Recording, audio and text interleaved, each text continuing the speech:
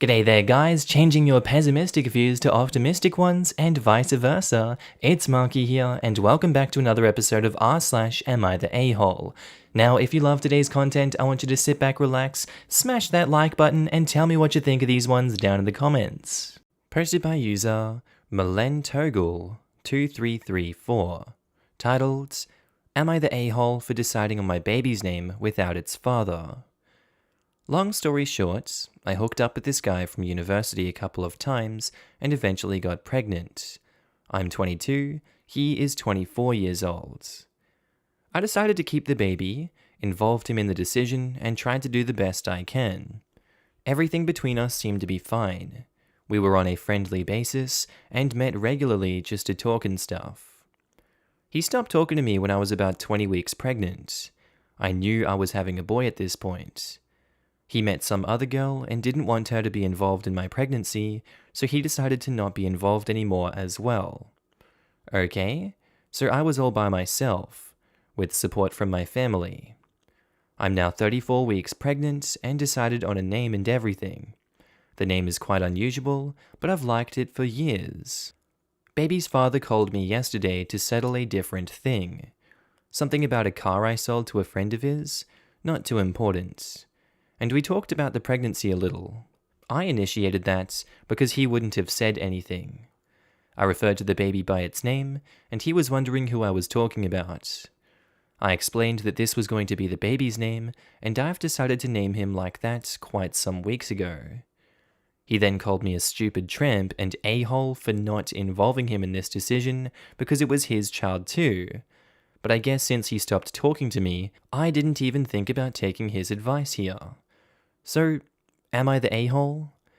Edit. Legally, I have to involve him somehow. I really need his money, and he is only obligated to give it to me if I present him as the father on the birth certificate. Then, if you put it all in that context, he's the a-hole for ghosting you like that, and then holding his money over you, and then berating you for not asking him what he would like to name the baby also. And it sounds like he's going to withhold his signature on the birth certificate. I don't really think it's your fault for not being in regular contact with him if he's moved on and found someone else. From what I can gather from this story, it doesn't particularly sound like he's interested in being part of this process, and part of anything really to do with that baby, until now when the baby name comes up.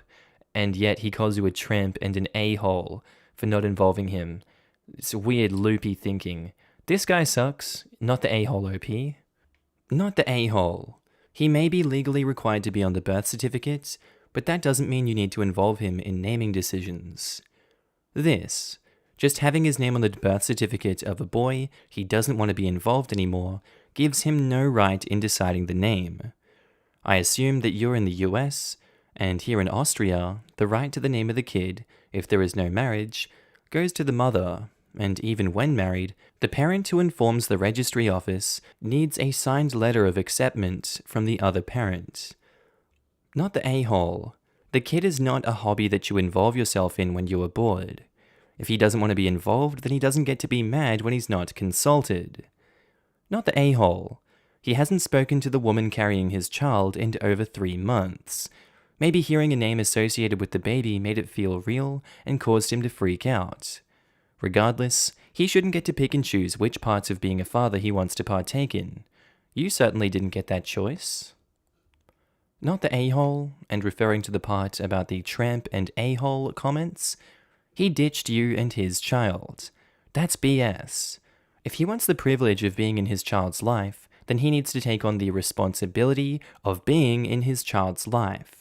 And that responsibility includes putting in the work and respect needed to maintain a cordial relationship with the child's mother, at the very least. He fathered this child. That alone doesn't make him a father. And OP also says, I'm actually surprised that nobody told me that I'm the a-hole, to be honest. One of my closest friends is quite close to him too, and told me that I was acting unreasonable since I'm just pregnant, quote unquote. And he wants to be there for me once the baby is here, Lamal. What? What reason do you have to reasonably expect him to suddenly be involved when the baby is born? The guy should know how close you are to the due date. obviously you're going to have been choosing a name in this time. ETA, just to clarify, I meant as a rebuttal to the friend saying he wants to be involved, that it doesn't seem fair to expect you to think that he's going to genuinely change his interest level. Updates. Am I the a-hole for deciding on my baby's name without its father? First, I want to say thank you for your answers. They really helped me when I was struggling. So, 3 days ago, I gave birth to my beautiful baby boy, Silas, as I decided. I was still considering another name which was more usual, David, but decided to just go for it. I'm his mother, he lives with me, he is a part of me. I contacted Silas's father when I went into labor and did first contractions, but nothing. I then told him his weight, etc., but still nothing. I left the hospital the day before yesterday already, and he showed up at my place with a basket full of diapers and stuff, which was cute. He then told me that he still doesn't want to be involved because he feels like he's not in the right place, but he is paying, and he told me that he would try and reach out from time to time. I don't know how to feel about that yet, but yeah, what can I do? He also told me that he still doesn't like the name, but that he will eventually get used to it someday. Oh, and his girlfriend dumped him. But that's just a little side note that made me smile because of Schadenfreude. I know, a little mean. So, sorry for the bad format. I'm on the phone and trying to be the best that I can. Still not the a-hole. If he doesn't want to be involved in raising the baby, he's not the father in my honest opinion. So he doesn't get a say in the name either. And congratulations on the new baby. Enjoy it as much as possible while he is still young. Edit, missed the original, still felt like telling you not the a-hole. Silas is a really nice name. Common names can get really annoying. Like, do you mean me, or do you mean one of the other threes who share my name? Our naming system is just so uncreative. Unique names that aren't something weird like ABCD, pronounced ABCD, are great. My parents gave me such a name that I would be willing to bet I am the only person to have ever lived with my full name. First name, not, but full name almost certainly. Though robots had pronouncing it, people too actually sometimes. Posted by user Satanic Toaster. Titled, Would I be the a-hole if I only gamed late at night to avoid conflict, much to my mother's disapproval? For some backstory, due to what's going on in the world right now, everyone in my family is living under the same roof. My mum, 42 female, now works from home. My dad, 47 male, thankfully still has a job outside of the home. And all my siblings, 15 male twin, 11 male, and 7 female, I am the oldest one out of the bunch, 19 female, and have always been the nerdier one out of the group. I enjoy a mass majority of nerdy franchises and going to Comic-Con. It's been a point of teasing growing up after my siblings all grew out of their interest in things like Lord of the Rings, Star Wars, Aliens, comics, etc. Being that we are all under the same roof means we all share the same PS4 and are all at home at the same time as each other. Normally, I am away at college and am only home during the summertime, but because of the circumstances right now, I moved out of my dorm early. Now that there is a bunch of free time on my hands, I invested in a game I had wanted to play for a while, one of the Dragon Age games, so that I also had something to do, you know? I waited my turn to use the PS4 and quite enjoyed my time on the game. That was, until the rest of the day, I was teased for my gaming choice. I normally can laugh off a jab here and a jab there about my interests, because I'm used to that. But even my brother's friends they would invite over joined in on the fun. I hate to sound like a child, and as I'm writing this out, I feel like that's how I'm coming across, but there is only so many times my siblings saying, "It's a wizard, Harry," or "Har har har, I cast magic, dur da dur," in the most obnoxious of voices. I attempted to enjoy my game time during the following days, but my brothers would just walk past and make remarks about how dumb my game is, how old it is, or remarks alike. Most of the remarks come from the 11-year-old twins and their friends, but the 15-year-old one joins in too sometimes. I decided I would just play my game when my brothers went to bed, So like after 11 PM or midnight and play till 1 AM. This doesn't stop their teasing obviously, but this way I can enjoy my game without being made fun of, and it helps me not want to snap back at them as much. My mother yesterday told me that she doesn't like me staying up that late, and that I need to find a time to play my game during the day. I told her that the boys make fun of me and I can't really enjoy my time gaming when they act like that. Granted, my mum doesn't like that I game, period.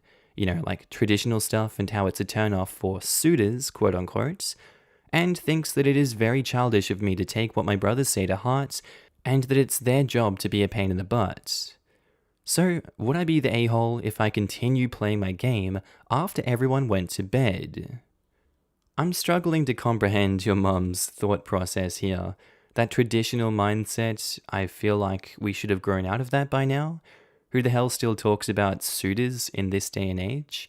And, we're perpetuating the boys club mentality. It's their job to be a pain in the butt. If we're thinking along those lines then, it's also OP's job to slap them down and, punish them for being pains in the butt, because their actions have consequences, right? Would it not be okay for OP to physically enact change in the house that would stop these people from verbally abusing OP? Or would that be too much in the mum's traditional mindset? Because that's how it was back in the day. I'll just go get my belt out, shall I? I, as someone in a position of authority, should be allowed to do that because it's the traditional thing to do, is it not? That sounds kind of messed up, doesn't it? Well, yeah, so does OP's mother's backwards ass thinking. That's kind of messed up too. She's an enabler to the highest degree, and it shows. OP, not the a-hole, continue what you're doing. You're 19, you don't have to listen to your mother anymore. It is what it is. You would not be the a-hole. If you can't enjoy the game during the day, and you're not disturbing anyone when you're playing at night, then it sounds like your mum is enabling your brother's behavior, which isn't good. And I think she's wrong to say it's their job to be a pain in the butt. Thank you for this. My mum has felt that me playing late at night is me disrespecting her, but hearing this, it makes me feel better. I felt the same way, that she was validating them, but she never does anything to deter what they say, and lets it get heated at times. I feel like she just has that boys will be boys mentality. Not the a-hole. Your brothers suck for shaming you for something you enjoy. It's not hurting anyone, so screw them. Your mum may not love it, but 1 AM is a pretty reasonable time for a 19-year-old, and you've found an arrangement that doesn't make you feel shame for playing. Your brothers need to grow up and let you enjoy things. Thank you. For a while, I felt like maybe I was just being sensitive and taking their comments too harshly. But after reading this, I wish I could say screw them, but hearing this validation is a close second. Not the a-hole. Yes, you were 19, and sure, maybe you should be a bit better at ignoring your siblings' taunts.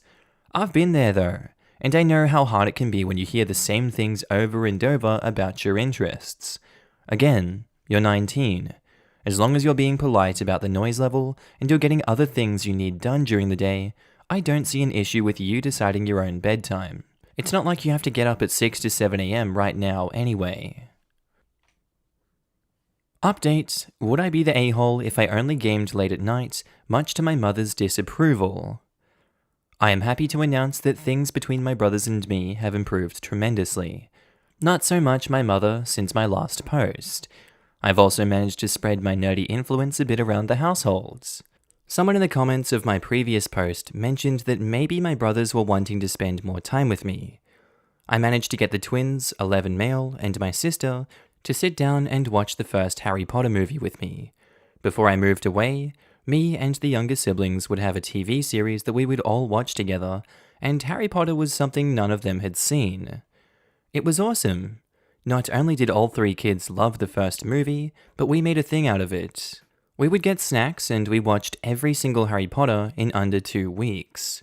We are now making our way through The Hobbit and The Lord of the Rings, which are movies that before the kids would have told me that are dumb and not cool. Beyond movie nights, I've started taking out one of the younger kids for a lunch date every few days to get one-on-one time with them. Not once after watching these shows together have I heard a negative remark about my game. I even got another Dragon Age game and haven't heard a rude peep out of them. My sisters have even started playing Minecraft and proclaiming herself a gamer girl, much to my mother's displeasure. I have picked up a few more feminine hobbies, like cooking, jewelry making, painting, etc., that seem to get my mom off my back about my gaming, and she has only had good things to say about our little movie nights because it's let her go to bed earlier and leave the kids in my hands. So yeah, kind of an anticlimactic, but I don't think I've felt this close to the little three in a long time. Thank you to everyone who gave their support in the comments. Tons of love to you guys. OP, I disagree with you calling this anticlimactic. This is one of the best outcomes that could have happened. You're having fun with your siblings. You connected with them with your interests, and you've influenced them with something you're passionate about. Now your relationship with them has improved tremendously. Yes, things could have gotten better with your mum, but at least now you're having a greater time instead of previously. And OP says, I guess putting it that way does make it sound more climactic, and the outcome has been amazing. I feel like I'm getting to know each of my siblings on a deeper level, especially the twins. Those two I have always had a harder time connecting with, and now we are even developing our own inside jokes. Posted by user ChaoticNature32, titled, Am I the a-hole for refusing to let my sister and her kids move into the house that I bought? I'm a 32-year-old woman and I just bought my first house. It has 3 bedrooms, a yard, and is just what I need right now. I'm single and have 2 dogs. My sister is 34, has 3 children, and lives in a 2-bedroom apartment. Lately, she's been talking about how such a tiny living space is not enough for the 4 of them. When she got to know about the house I had bought, she became very upset and told me I was being wasteful as I'm single and don't have kids, and therefore don't need such a big space. I reminded her that what I do with my hard-earned money is none of her business. She went on to complain to our mother about how selfish I was being. Yesterday evening, I got a call from my mum telling me I should let my sister and her kids move into the house. My house. I told her that no one was going to live in the house that I paid for, but me, and that extra space would be great for my dogs to play in. My mum also got very upset with me and told me that I was being unreasonable, that my sister's kids are growing and need the space more than my dogs. I offered to help my sister out financially so she could rent a bigger place. My mum got my sister on the phone who shut down the idea, telling me that I needed to let her and her kids live in my house. When I refused again, she very generously suggested a compromise. I could live in the house with her and her kids, and would not have to find somewhere else to live. She said this as if she was doing me a favor. I told her she had lost her mind, and I hung up. Am I the a-hole, or is she? I know my sister is struggling financially, but this kind of entitlement is ridiculous. Yes, the entitlement is r/entitled parents level of entitlement for this one. Who the hell does she think she is demanding that she come and live in your house, and then getting your mum on her side too?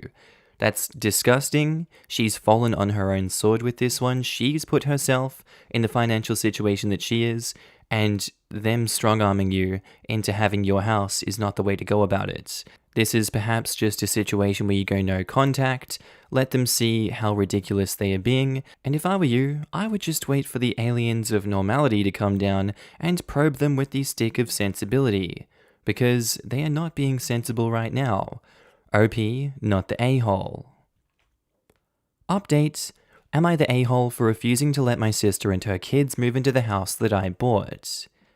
First and foremost, I want to thank all of you for your kind and supportive comments, and for all those awards. You're all beautiful. After getting the verdict from Am I the a-hole, I decided to send my sister and mum a link to this post, letting them know that I had made it. As expected, they freaked the hell out. My mum has been texting me telling me what a horrible daughter I am and how I've embarrassed her in front of so many people. I told her to calm down, as these are all strangers on the internet who have no idea who she is. But asking my mum to listen to reason is like asking my cat to stop shoving things off of horizontal surfaces. So I told her I'd talk to her when she's willing to act like an adult. My sister has been crying about this to my mum and any other relative who will listen. Most of them won't. They had been on my side from the start and had agreed that my sister's demands were ridiculous. They think this whole thing is hilarious. Thank you once again. Edits. Some of you asked if in my original post if I really thought I was the a-hole. I didn't, of course. I just wanted to show my mum and sister what a group of unbiased observers would think of their behavior. Riley Gray says, I'm so glad. She was so crazy. We are still totally here for more updates, by the way. I imagine you've got more stories than just this. OP should tell her mum that she should be embarrassed by her actions. Why wouldn't she be embarrassed for this crap? Maybe she will learn something and not do embarrassing, unfair, ridiculous crap in the future. I would have loved to be a fly on the wall when your sister and mum read the replies to your original post. It's exactly what they deserve too, reading what tons of strangers think of their pathetic and ridiculous behavior. I hope she reads this update too. If you are reading this OP's mum, you and OP's sister are acting like entitled brats who think the world revolves around them. Your situation is your own making, and while families do and should help each other, kicking someone out of their own home is insane and ridiculous. Perhaps if you were more kind and loving to OP throughout their life, then they might be more inclined to help, but you get treated the way you treat others. This whole OP has a house so I want their house is something a 2-year-old would say for Christ's sake. Grow up. This reminds me of what my dad used to say. Treat everyone with respect as long as they don't disrespect you. You don't know who they are, where they're from, or what they'll be in the future. You don't know how you can help them or they can help you in the future either. And of course, help people that you can. Edited for spelling. Very wise remarks. I wish more people thought like that.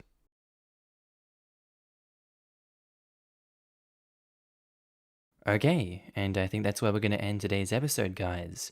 As always, I do hope you enjoyed it, and maybe even learned something from these stories. Just want to say a quick shout out to my Patreon subscribers and my channel members. You guys should be on the screen right now. If you do see yourself, I want you to give yourself a little pat on the back for being amazing and supporting me on this channel, this little journey we're going on the YouTubes.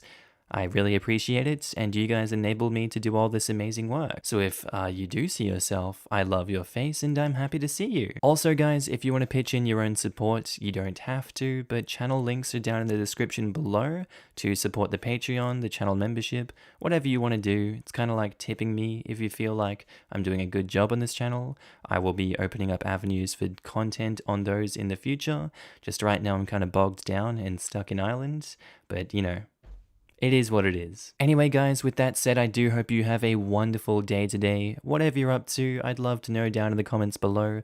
I do hope you have a good day, night, sleep. Whatever you're up to today, tell me, and I'll see you in the next episode, guys. Bye.